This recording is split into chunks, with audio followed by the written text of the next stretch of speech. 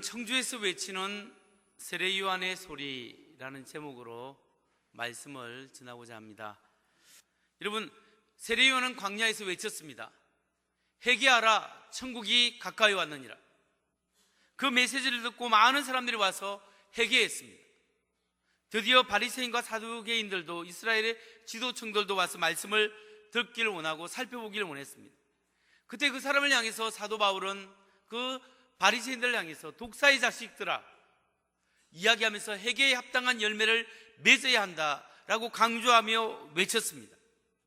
바로 이런 모습, 세례 요한은 그 당시에 와서 회개에 합당한 열매를 맺으라고 외쳤습니다. 그렇다면 오늘 이 시대에 만약 세례 요한이 청주에 다시 와서 사창 사거리 앞에서 외친다면 어떤 메시지를 우리에게 외칠까요? 세례 요한이 청주에 살아가고 있는 우리들에게 와서 외치는 메시지는 무엇이겠습니까? 그 메시지는 첫 번째, 우리에게도 동일하게 회개하라, 회개하라, 천국이 가까이 왔느니라, 이 메시지를 전할 거라고 생각합니다. 세례 요한의 메시지, 회개하라, 천국이 가까이 왔느니라, 이것은 그의 핵심적인 메시지였습니다. 여러분, 예수님께서 이 세상에 와서 공생애를, 실제 사역을 시작할 때 첫 번째 전하신 메시지가 뭔지 아십니까? 그 말씀은 회개하라, 천국이 가까이 왔느니라, 동일한 메시지였습니다. 세례 요한이나 예수님이나 동일하게 회개하라, 천국이 가까이 왔느니라, 이 말씀을 외친 겁니다. 여러분, 그러면 세례 요한이 회개하라고 선포했을 때 왜 회개하라고 선포했을까요? 그 이유는 천국이 가까이 왔기 때문이다. 다시 말하면 메시아로 오시는 예수 그리스도가, 메시아 예수 그리스도가 하나님의 아들이 이 세상에 오셔서 하나님의 구원을 베푸시고 심판을 베푸시기 때문에 메시아이신 예수를 맞이하기 위해서 회개하라고 이야기합니다.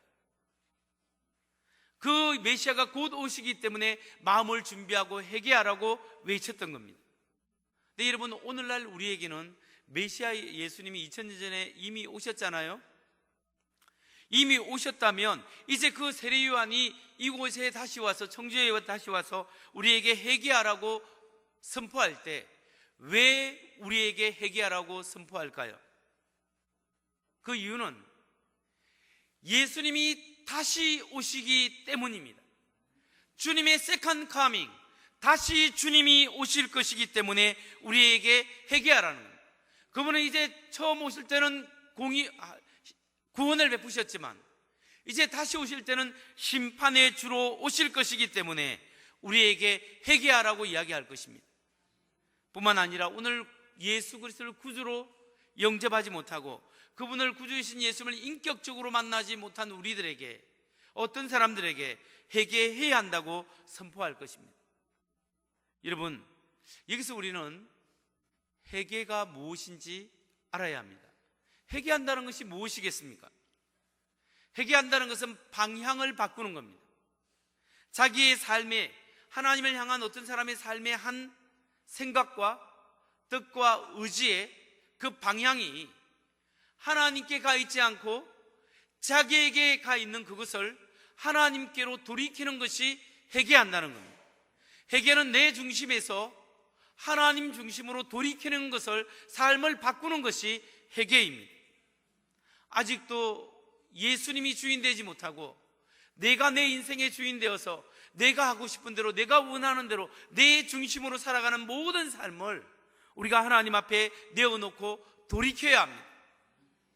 하나님이 우리 인생의 주인 되어야 한다는 거죠. 여러분, 하나님이 나의 인생의 주인 되지 못한 삶은 마치 전기 공급이 끊긴 것과 마찬가지입니다. 아니면 수돗물 공급이 끊어진 것과 마찬가지인 것이 하나님이 주인 되지 못한 삶이에요. 여러분, 상가나 어떤 아파트에 전기가 들어오지 않고 물이 들어오지 않으면 어떻게 되겠습니까? 단 며칠만 들어오지 않아도 이 상가에 보면 음식들이, 냉장고에 있는 음식들이 다 썩어져 나갑니다. 씻지 못하고 밥도 못하고 목욕도 못하고 화장실도 사용할 수 없습니다. 근데 여러분, 하나님과 우리가 연결되어 있지 않으면 전기와 들어오지 않는 것처럼 뭔가 우리 영혼이 썩어져 가고 썩어 문드러지고 하나님과 단절되면 답답합니다. 사람이 하나님의 생명을 공급받지 못하면 죽을 것 같고 정말 죽습니다. 고통과 고독 속에 살아가는 인생이 되는 거예요. 여러분, 우리의 삶에는 정말 하나님이 필요합니다. 우리가 하나님과 연결되어서 하나님이 우리 속에 가득 차야 우리가 만족하도록 그렇게 하나님이 지으신 거예요.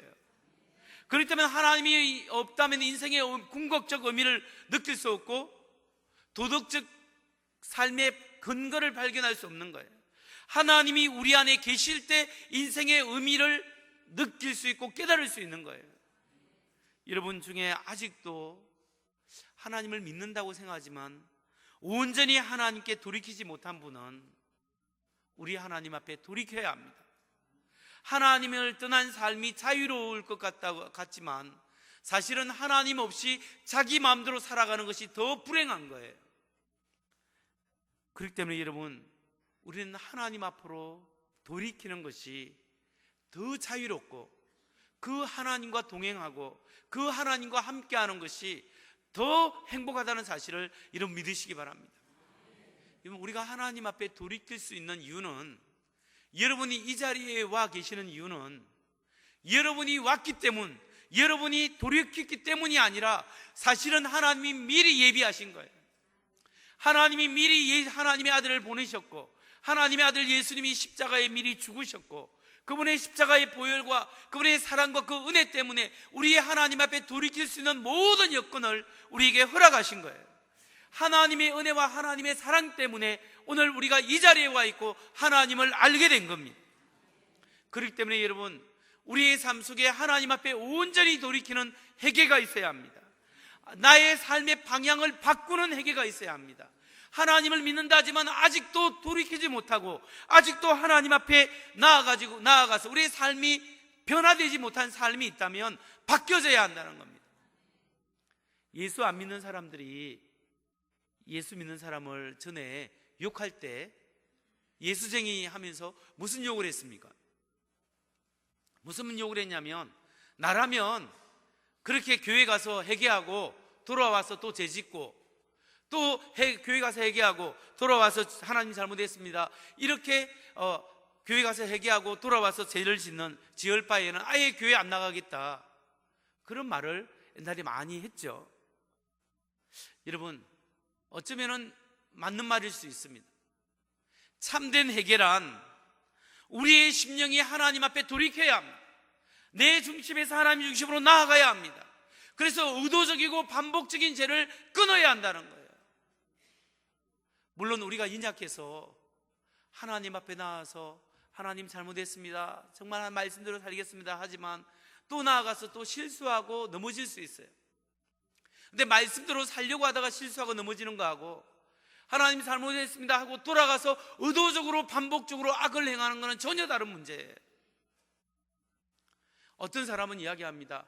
남녀 간 사랑하면 좀 불륜이 어떻는가? 사랑하는 사람이 있으면 당신 마음이 끌리는 대로 하세요.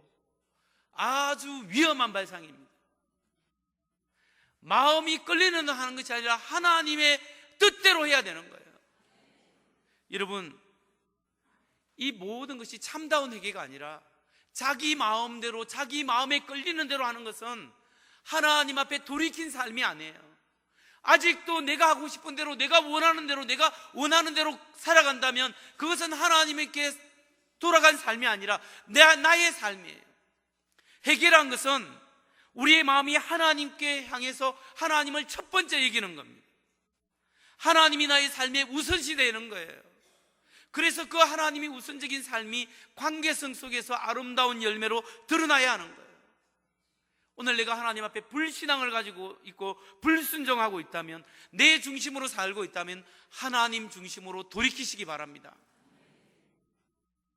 나는 내 중심의 삶을 살고 있는가? 하나님 중심의 삶을 살고 있는가? 내가 기뻐하는 대로 살아가는가? 하나님을 기쁘시게 하기 위해서 살아가는가? 나의 욕심을 위해 살아가는가, 아니면 하나님의 영광을 위하여 살아가는가, 오늘 내 마음을 체크하시기 바랍니다. 오늘 세례 요한은 우리에게 하나님께 초점을 맞춘 삶을 살라 요구합니다. 여러분, 오늘 하나님 앞에, 하나님, 네가 그렇게 살겠습니다, 하나님께 초점을 맞춘 삶을 살겠습니다, 결단하는 여러분 되시기를 주의 이름으로 축원합니다. 두 번째로, 세례 요한이 이곳에 와서 외친다면 무슨 메시지를 외치겠습니까? 세례 요한이 우리에게 주는 두 번째 메시지는 하나님과의 깊은 관계성으로 나아가라, 하나님과의 깊은 교제 속에 나아가라, 하나님과의 깊은 관계성 속에 살아가라, 이 메시지를 우리에게 줄 것입니다. 세례 요한은 광야에서 외쳤습니다.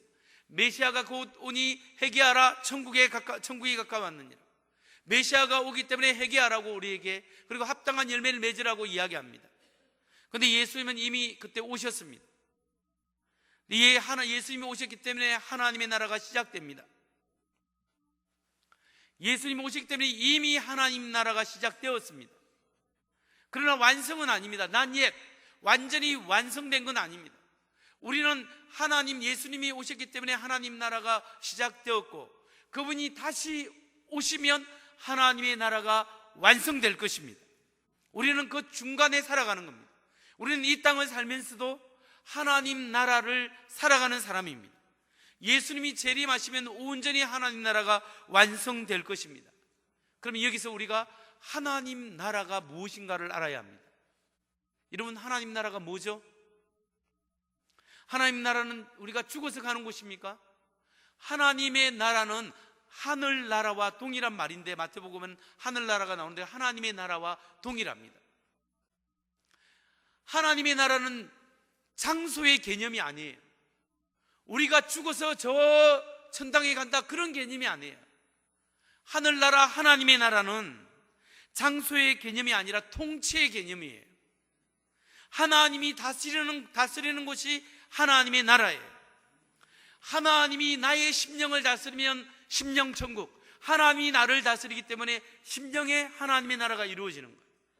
하나님이 여러분의 가정의 주인 되시면 하나님의 나라가 여러분의 가정에 이루어지는 거예요. 하나님이 우리 교회의 주인 되시면 하나님의 나라가 교회에 이루어지고 있는 거예요. 하나님이 세상의 가치관을 다스리고 있으면 세상의 주인으로 확장되어 나가는 거예요. 그렇기 때문에 누가 주인인가? 하나님이 나의 삶의 주인이고 하나님이 통치한다면 하나님의 나라가 내 속에 이루어지는 거예요. 하나님의 나라는 하나님과의 나와의 관계성에 있습니다. 하나님과 내가 얼마나 친밀하게 관계를 맺고 살아가고 있는가, 이것이 하나님 나라의 핵심인 겁니다. 내가 다스리면 나의 나라요, 하나님이 나를 다스리면 하나님의 나라입니다. 그러니까 하나님이 나와 함께하며 그분이 나의 삶을 다스리는 것이 너무나 중요한 거예요. 세례 요한이 왜 바리새인이나 사두개인들에게 독사의 자식들아, 이렇게 독수를 퍼부은 줄 아십니까? 독사의 자식들아, 왜 그렇게 이야기했냐면, 이 사두개인이나 바리새인은 이스라엘 종교 지도자들인데, 이 사람들이 종교 지도자이면서 하나님과의 올바른 관계를 맺고 있지 않았다라는 거예요. 기도를 하고 말씀을 읽고 예배를 드리고 번제를 하고 하나님 앞에 종교의 행위를 하지만 하나님이 그 심령 안에 살아있지 않는 거예요. 우리가 아무리 기도 많이 하고 아무리 전도 많이 하고 아무리 하나님 말씀 듣고 헌금 많이 해도 오늘 그리스도가 내 안에 없으면 죽은 심령이에요. 그리스도가 내 안에 살아있어야 하는 거예요. 주님이 내 안에, 내가 주님 안에 살아있는 그 은혜가 있어야 하나님의 사람인 거예요. 우리 모태신앙이 우리의 구원을 보증해 주는 건 아닙니다. 모태신앙도 그 주님을 만나고 주님과의 생생한 관계가 있어야 되는 거예요. 교회의 직분이 우리의 구원을 보장해 주는 것도 아닙니다. 그러나 직분자로서 하나님과의 생생한 관계가 있는 사람은 너무나 하나님 보시기 귀한 존재죠. 여러분, 우리가 예수 믿는다고 해서 지도자면 지도자, 평신도면 평신도, 왜 우리의 삶 속에 하나님이 원하시는 삶이 아니라 하나님이 원하시는 삶과 우리의 삶에 많은 갭이 있을까요? 왜 우리가 예수님을 믿는다면서 세례요한이 보면 독사의 자식들아 라고 외치는 그게 있을까요? 왜냐하면 우리 안에 하나님과의 올바른 생생한 살아있는 관계가 없기 때문에 그렇습니다. 내가 다른 사람에게 보여주는 것은 이 정도 수준인데 실제 나의 영적 수준은 이 정도밖에 안 되는 거예요. 이 안에 갭이 있기 때문에 내가 남들에게 보여주고 싶은 것은 나는 이런 사람인데 내가 실제로 나는 이런 사람이에요. 그렇기 때문에 이 많은 갭을 메꾸고 여기에 만족을 하기 위해서 엉뚱한 데 가서 자기의 삶을 투자하는 거예요.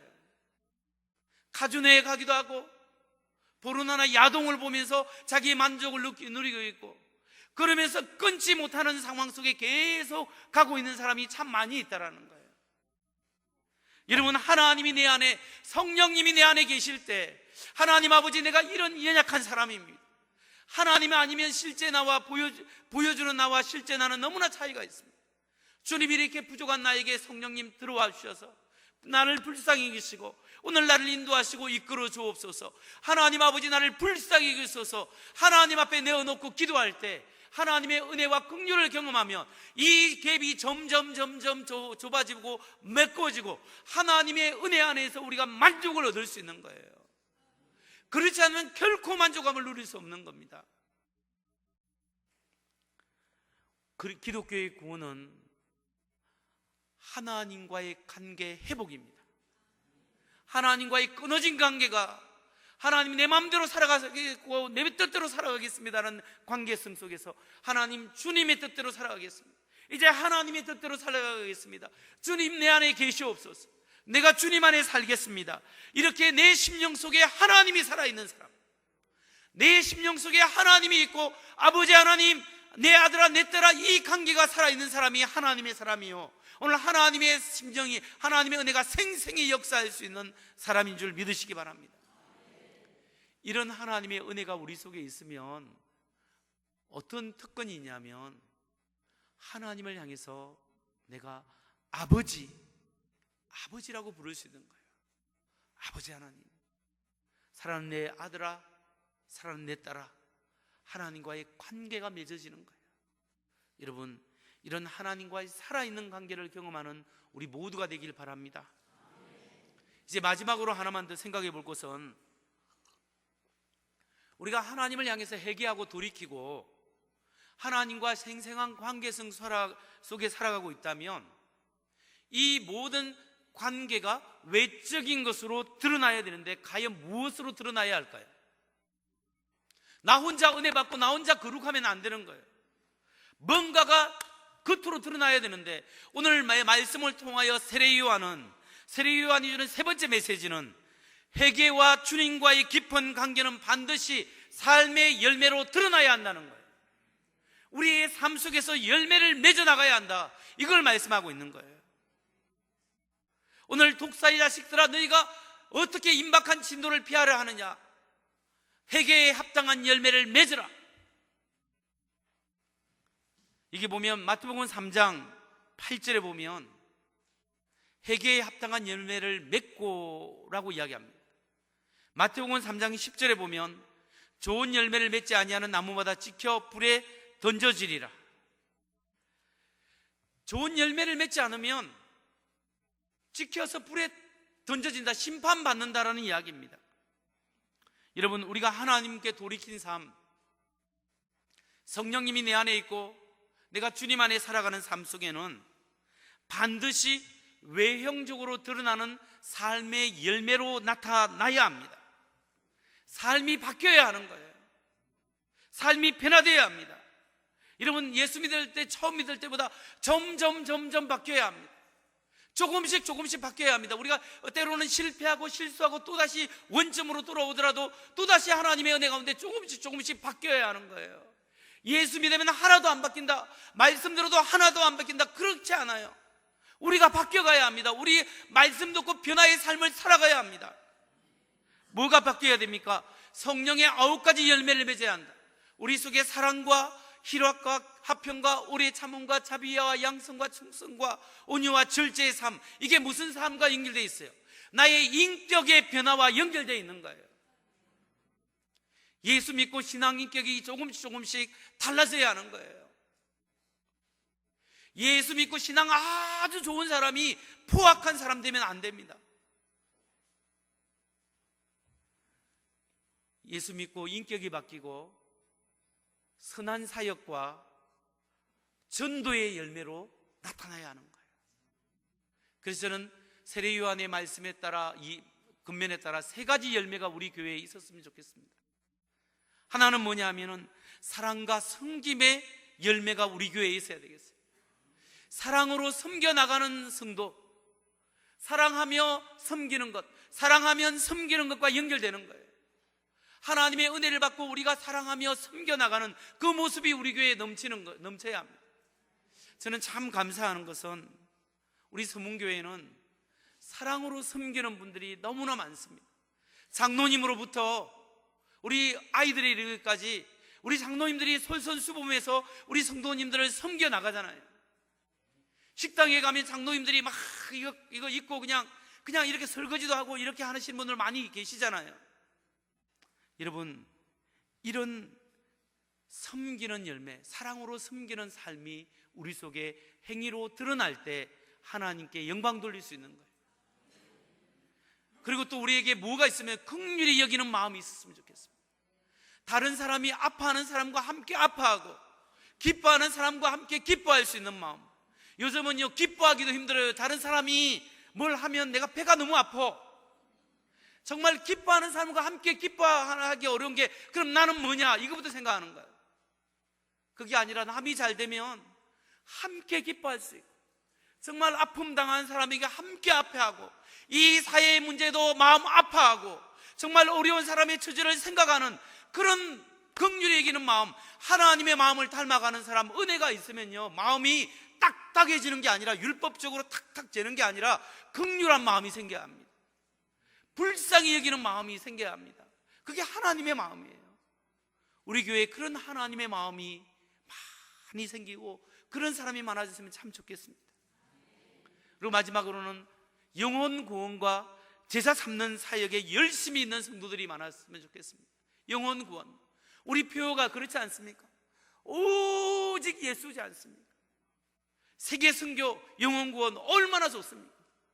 여러분의 삶을 통하여, 나의 예수 믿고 나의 인생을 통하여 단 한 사람의 예수 믿는 사람이 있다면 이것이 하나님 앞에 우리가 올려드려야 할 최소한의 열매이지 않겠습니까?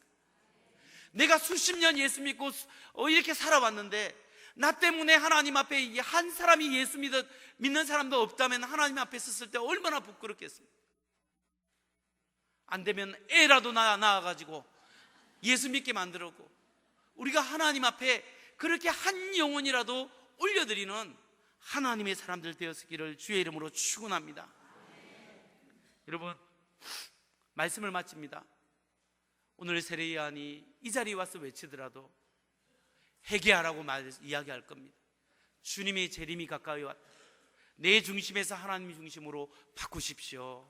근면할 겁니다. 여러분, 하나님 중심으로 바꾸어졌습니까? 깊은 은혜로 나아가십시오. 하나님 앞에 깊은 은혜를 사모하십시오. 하나님과 생생한 관계가 여러분에게 살아있어야 합니다. 하나님과의 생생한 관계가 살아있습니까? 그러면 삶의 인격의 변화가 조금씩 바뀌어져야 합니다. 실패해도 좋습니다. 넘어져도 좋습니다. 다시 그 자리에 와도 좋습니다. 그러나 조금씩 나아져야 합니다. 그래서 우리의 삶 속에 하나님과 동행하며 우리가 하나님 앞에 많은 열매를 맺어서 하나님 앞에 올려드릴 수 있는 신앙 인격의 열매, 선한 사역의 열매, 그리고 전도의 열매를 하나님 앞에 올려드려서 정말 하나님 부족한 믿음 받아 주옵소서. 사랑하는 딸아, 사랑하는 아들아, 수고했다, 애썼다, 이렇게 하나님께 영광 돌릴 수 있는 우리 모두가 되기를 주의 이름으로 축원합니다.